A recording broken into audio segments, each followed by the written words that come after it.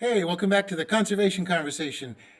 Everybody loves dolphins, but we always think about ocean dolphins. But today we wanted to pay attention to the plight of the river dolphin, and not only just the river dolphin, but today we're going to talk about pink dolphins.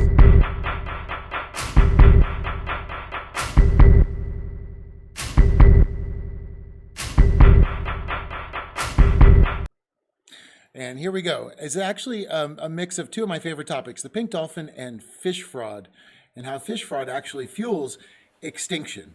Because there's a lot of connections that we don't tend to make, especially if you're somebody that can buy your food in a market. You're going to find your food prepackaged, and it's not going to connect to the outside world and all of the issues that surround it. So today we're going to talk about the pink dolphin. But before we get into it, here's one of my favorite parts of the show, the quote of the day. So today's quote comes from the wonderful Jacques Cousteau. The happiness of the bee and the dolphin is to exist. For man, it is to know that and to wonder at it. I think he really says it there. It's pretty amazing. The fact, of course, we love bees. We just talked about bees the other day. But dolphins are incredible. And pink dolphins don't really get as much attention as they probably should. Now, if you're like me, you saw The Cove, and that really changed a lot of people's perspectives on dolphins and their plight to survive. But that only focuses on certain ocean dolphins. And while it's really important that we all pay attention to that, we are missing these pink dolphins. Now, the pink dolphin, the reason that they are so important is that they're endangered. The IUCN labeled them as data deficient but endangered back in 2018, and it's only gotten worse since then. So today I wanted to talk about sort of the driving factors of what's happening to the pink dolphin and ways that we can actually step in, no matter where you are in the world, and make a change. So what I wanted to first do is show you, I had the good fortune of going down to work with pink dolphins in the Amazon back in 2017. So it's been a few years, and I have to say that the Amazon never leaves your soul, even if you leave the place behind. It's an amazing, amazing place. So I just wanted to show you real quick. These are the Amazon River and tributaries. Now, you got to remember that the Amazon River runs from the Atlantic to the Pacific Ocean. It's incredible. Now, this is what we're looking at right now. This is the range where all the pink dolphins live in. So they're in Colombia, they're in Venezuela, they're in Brazil, they're in Bolivia, and they're in Peru. So this is a species that's important to a lot of different cultures. Now, this is the distribution of the river dolphins throughout South America.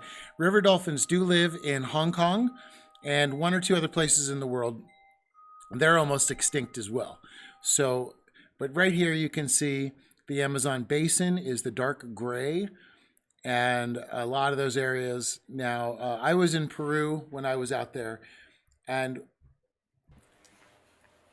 it's a complicated, crazy story. So let's just start at the beginning. For the pink dolphin, let's see. Let me show you guys. Now, the pink dolphins have some amazing characteristics that no other dolphins have. First of all, this one here, this will show you. They're actually pink, and the pink dolphin is sort of a legend in Peru. The pink dolphin, it has a lot of legacies around it. Now, you have to remember that Peru and these areas were part of what was called the rubber boom, where all of the colonialists came in. They sort of took over a lot of the tribal areas, exploited every piece of forest around there for a tree that creates rubber, the rubber tree. And when the boom stopped, everybody just left, and they left everybody there, whether they were indigenous or they moved to the cities or they had been brought there to work as part of the rubber boom. They left everybody there with no resources and no money. And the pink dolphin kind of bear the brunt of that. There was always a story that the pink dolphins would come out. This is why a lot of the locals and the indigenous are not so keen on pink dolphins. One, they eat their fish, but two, they were actually blamed the Boto is what they're called down in South America. The Boto were blamed for a lot of the rapes that happened, as of course as a result of the colonial people, but they were blamed. And what the theory is with a lot of the indigenous is that the pink dolphin would show up and turn into, when it left the water, would turn into this really good-looking guy that would then bring the women into his trance and rape them. So the Boto took a lot of very bad, I guess you call it publicity, from the indigenous tribes. And it was also a way for them to sort of explain a lot of bad behavior that should have been placed elsewhere other than the pink dolphin. Because as we all know, the pink dolphin does not change shapes. It's not a shapeshifter. It's a dolphin, and it's an endangered dolphin. Now, the reason I bring this up is that a lot of the indigenous tribes do not care very much for the pink dolphin. Some of them fight really hard to preserve the pink dolphin. So it's kind of a mix of the two. The fishermen do not like the pink dolphins because they come in and they will eat their fish. They'll get into their nets. So the pink dolphin has an uphill battle. Now, just to further the whole colonial thing, when I was there, I was in villages where we were the first white people. Some of the children had seen, and even some of the adults had seen. And as we were sitting there, a lot of the children were playing a game, and they were calling us Diablo Blanco, which means white devil. So that is, in a lot of ways, how white people are seen down there because of the terrible history of colonialism throughout that area, as well as missions that went down there and tried to destroy cultures. So, it's a very hard-fought area. So the people have a lot of issues down there already with pink dolphins. So let's get on to a more positive aspect of pink dolphins. This is the pink dolphin right here. Now, the pink dolphin is a very unique shape, as you can see. Not at all like a regular dolphin that you would think about seeing out on the ocean. Now, the reason for this is they live in the Amazon River for the most part. And the river, it can go from low tide to high tide, and that's about a 30-foot difference sometimes. So what happens is, in the low season, they need to be able to eat in special areas. But in the high season, the water floods a lot of the forest. And what happens is they have to feed through the mangroves. And they have this amazing biology where their neck is not fused to their spine, and they can rotate their heads in almost 180 degrees. So their heads can move like this, and it allows those pointed beaks to get into mangroves and pull out food. And when the tide drops, the mangroves disappear, and all they're left with is just the lower part of the river. So they're really amazing. They're a completely different breed of dolphin than, again, what we think of the Rizzo or the common dolphin, the types that we see when we're on boats and they're going next to us, which is always a thrill for everybody in the world. Even when we were down in the Philippines and we were doing some fishing patrols when I was with Earth Race, we had a couple of Navy SEALs on board with us to help us with the boat boarding security. And as we're going, we would see the dolphins swimming next to the boat, and all the guys were like, yeah. So it doesn't matter if you're a kid or a Navy SEAL, you're going to love watching dolphins in their nature, and that is what's beautiful. Now, again, these poor river dolphins, they did not really get a lot of love because the Cove brought all of our attention to the ocean dolphins, but these river dolphins are going extinct, and they deserve and need our help. And as I mentioned before, they are listed as endangered. They estimate approximately maybe 10 to 20,000 of them exist that are left in nature. And the other problem is there are actually 3 that are in captivity. And this bodes the big question, should endangered animals be kept in captivity? Now, one of them is in Venezuela. And as we know, Venezuela has really fallen apart, and their zoo has been closed for quite a long time. So these dolphins have been starving, and they have not been well taken care of. Then there is the zoo called Quistacoche in Peru, where I personally went, and I'm going to put a link down here in the comments so you guys can click on a video and go check out the way that this pink dolphin lives in the Quistacoche Zoo. When I was in the zoo, again, I was there with Earth Race Conservation, and we went down to check on the pink dolphin and try to help. And what we found During the daytime, they make the pink dolphin do tricks, and at nighttime, they're in water that is barely deep enough for this dolphin to even survive. When you go into the tank, it only comes up to about maybe here on us. So those were after hours activities. They don't allow you to do that during the day or when the zoo is open per se. But it's kept in amazingly terrible conditions. And as a matter of fact, that particular zoo, the Quistacoche Zoo in Iquitos, Peru, was so bad that they started doing news reports on it. They reported that the dolphin that was there, who had been given to the zoo when he was a baby, he's now 10 years old, well, now 13 years old, tried to commit suicide several times by killing himself on the concrete enclosure that he was in, because sometimes the water would only be 2 meters deep, sometimes only 1 meter deep, and the dolphin suffered from depression. Now, a lot of scientific reports show that dolphins and humans have a lot of the same emotions and a lot of the same ways of thinking between community and other places. So they're very similar to us. So taking an animal out of its natural habitat, where river dolphins are extremely cooperative. When a new river dolphin comes in and a new pink dolphin meets up, from another area, they actually bring it in to part of the family, and it becomes part of the group. And pink dolphins are amazing because they don't really jump out of the water very often. The ones you see jumping out of the water, I think, are the ones from Hong Kong. But in the Amazon, they just come to the surface and go, and you just hear them breathing real fast, and then they go back down to eat. Whereas, as you see on my YouTube channel, there's a jumping dolphin. That's a gray river dolphin, different species. But pink dolphins are very low pro. So as you can imagine, it's difficult for them to get a lot of love because a lot of people don't know about them. There was one documentary called A River Below, but I feel like that movie kind of blew it. It was more about the filmmaker trying to be clever and trying to put social media on blast instead of really dealing with the dangers of the pink dolphin and what it means to lose the pink dolphin. Now, here's where the part of the story gets really twisted. So now you kind of have a background of where this poor creature lives. And as bad as all that sounds, in the Amazon, everywhere that we went, we found people were cutting down trees, whether it was illegal logging or people creating villages. And villages there consist of one little path. You're just driving down the river and you just see one little kind of semi-path. And when you go in, you walk up the paths, and the villages tend to be one concrete sidewalk and with, maybe 10, 20 houses on them. And that's basically a village. Now, these villages,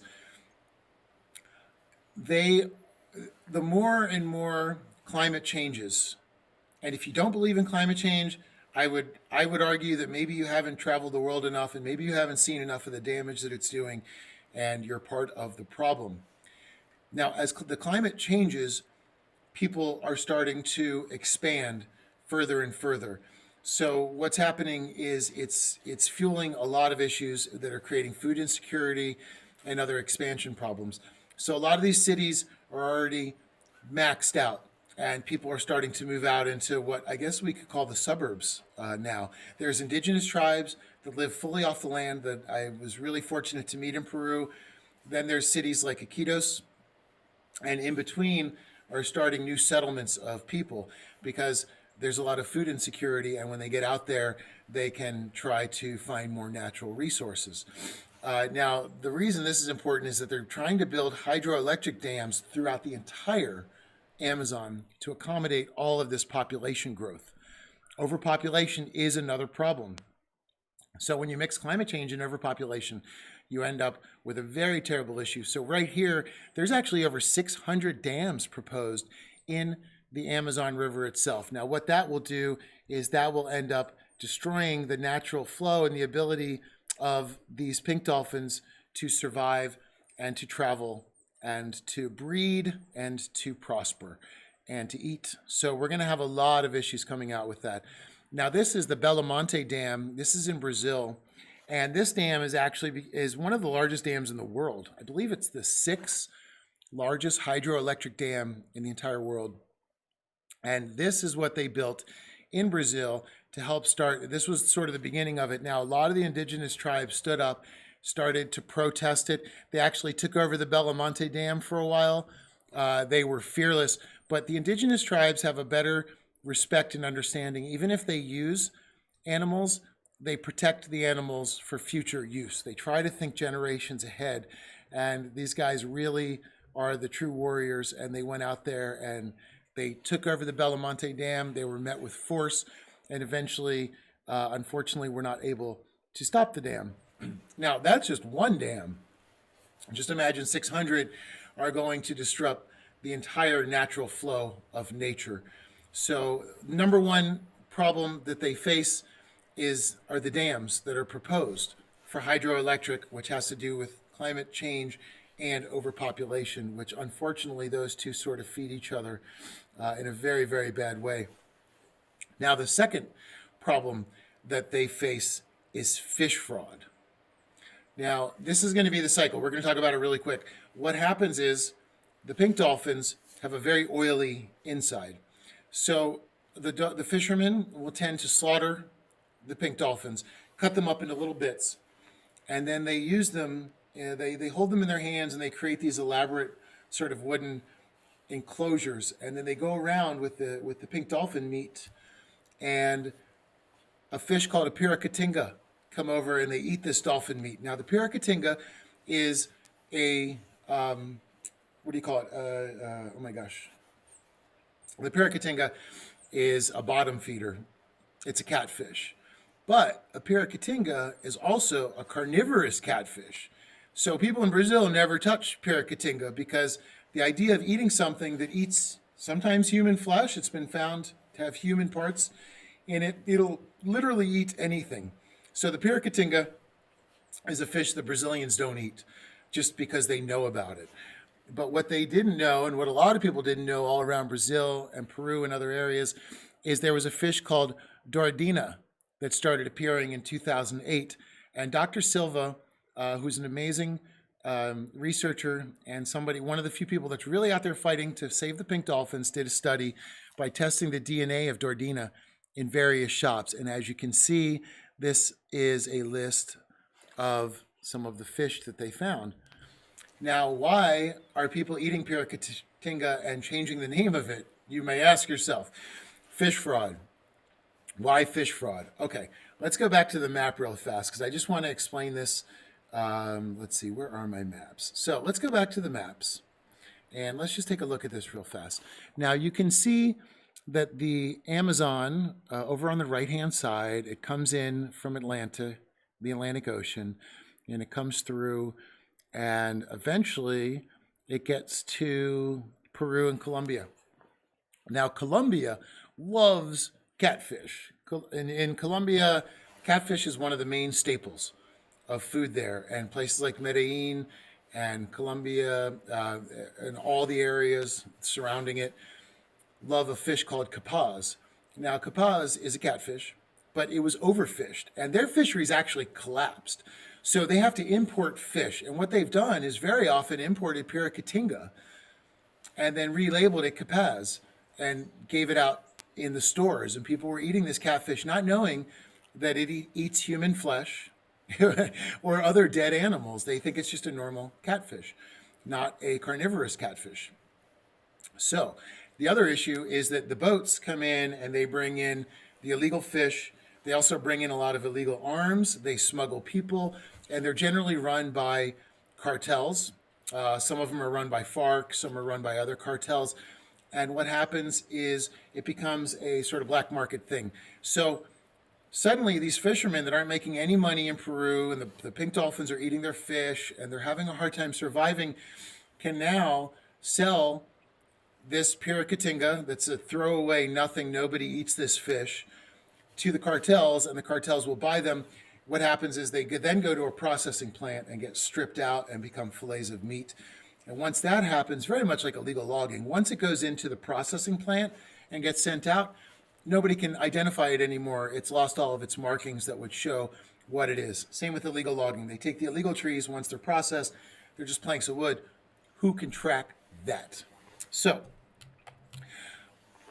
illegal fishing and fish fraud have created death and destruction for the pink dolphin. And I don't want to blame the fishermen here. I want to blame the market, because the market is allowing for this to exist, because so many people eat fish and find it essential to their survival, which, I mean, going back hundreds of years, thousands of years, that was very true. Places I went and villages I saw, people do rely on fishing, but they do not take and kill an endangered animal in order to get a fish to eat. They just simply go fishing. So we're talking about mass scale fishing that is actually benefiting a lot of these smaller fishermen. So there's been a couple issues with that. And then what they are not able to sell, this is an example of what we saw in the Amazon. This is 2 small boats, and you can see the fire on there. And what's happening is these guys are actually drying out they're drying out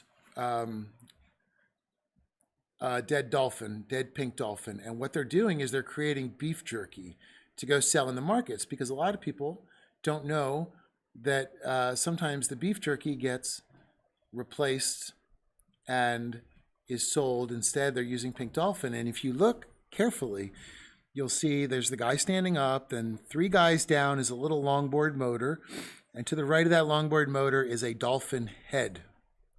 They've taken, and what they do, because it's illegal, they're actually protected. This is the other crazy part of this. It's a protected animal.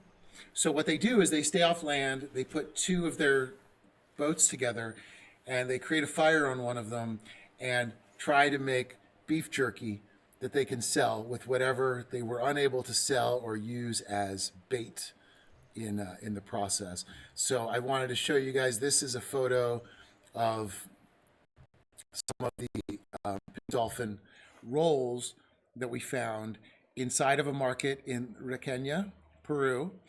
And this is supposed to just be fish. But again, by the time you smoke it and roll it up, like those guys were just doing on the boat, nobody can tell what it is.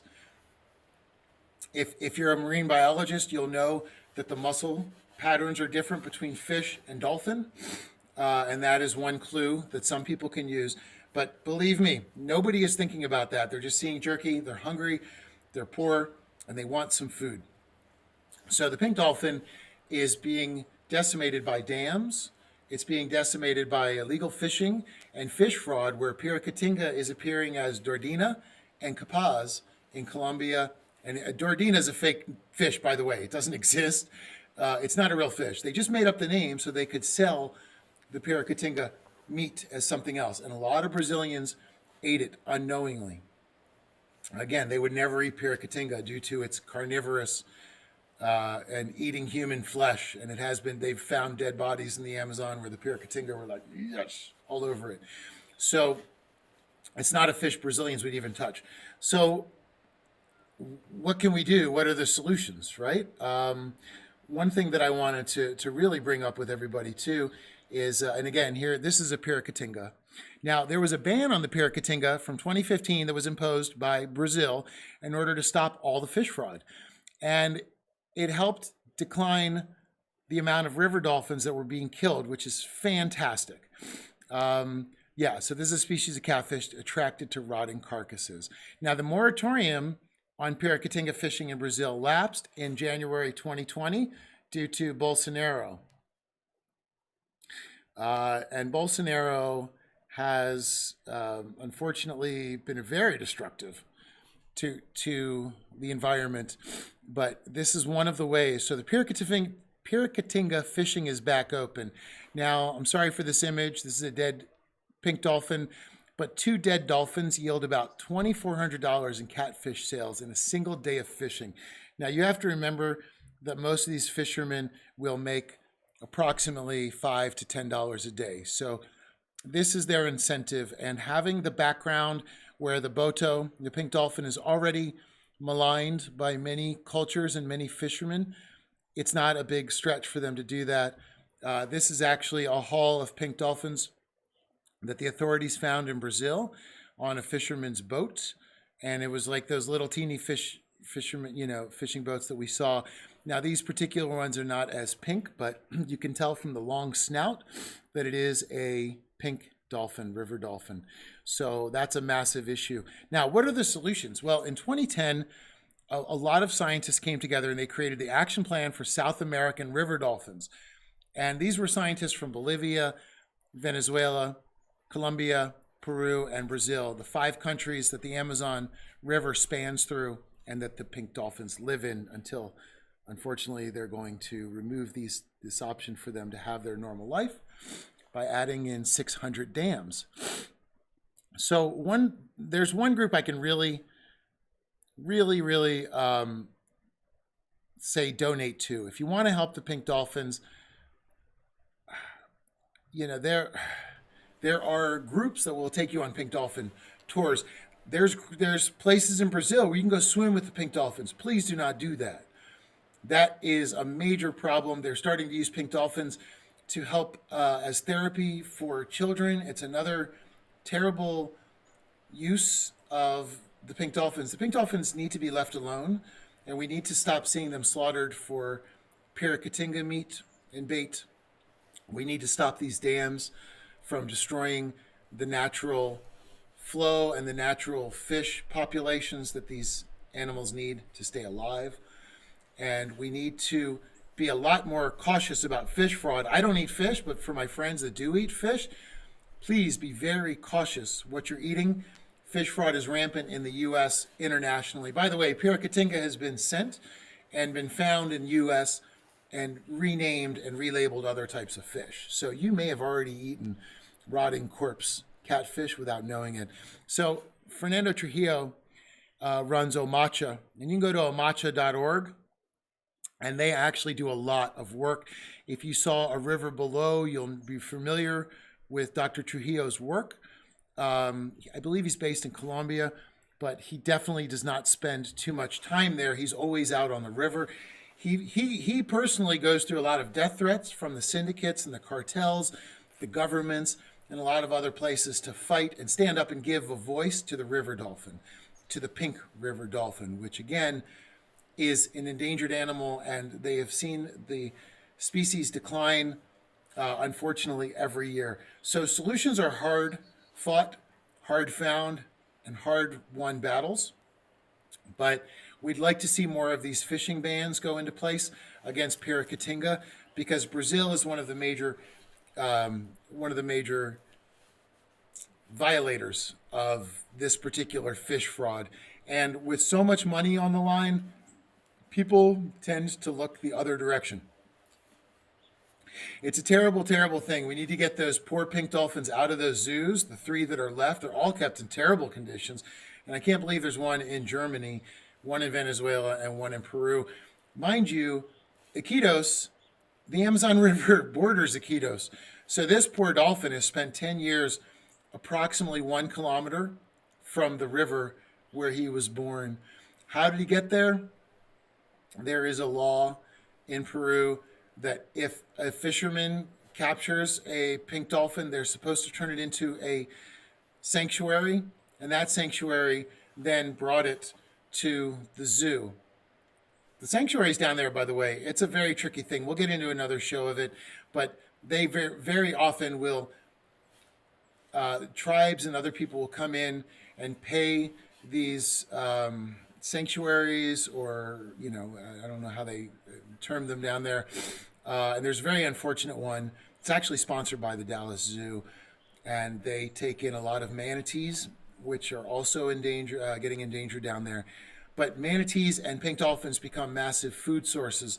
So what happens is these sanctuaries take them from the fishermen, sell them for a couple $1,000s, and I know because we were able to get them to offer to sell to us. What they do is they say, okay, we're going to go release this animal back into the wild, and everybody applauds and go, oh, this is a great sanctuary.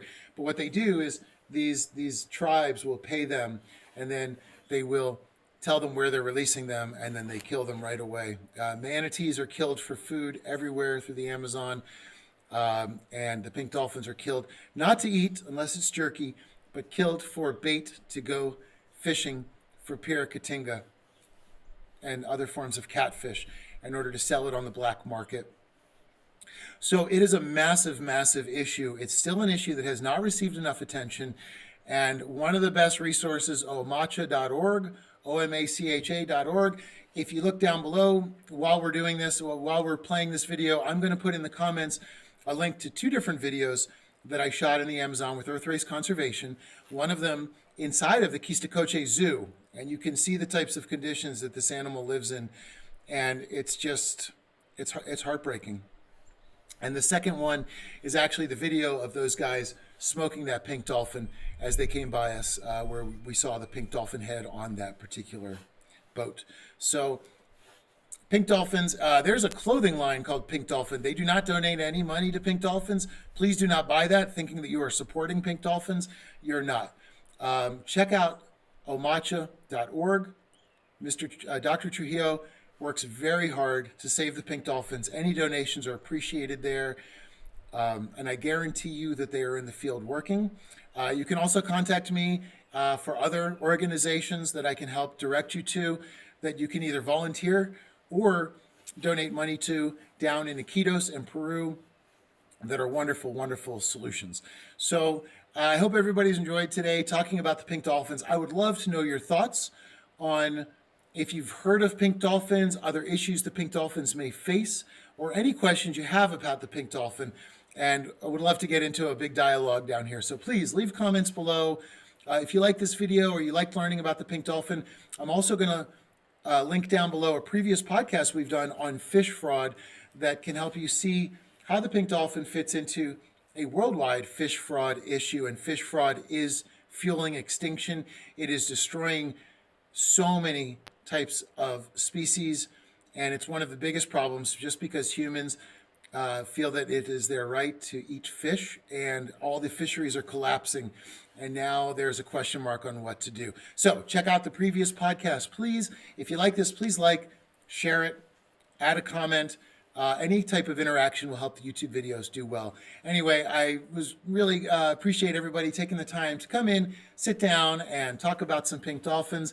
And as I look forward to seeing everybody next week. Next week, we're going to have the Seldif.org community organizer, Tish Odell, back on the show with us. Is that next week? Yes, it is next week. So I'll see everybody next Saturday. And remember, it's our world. Let's talk about it.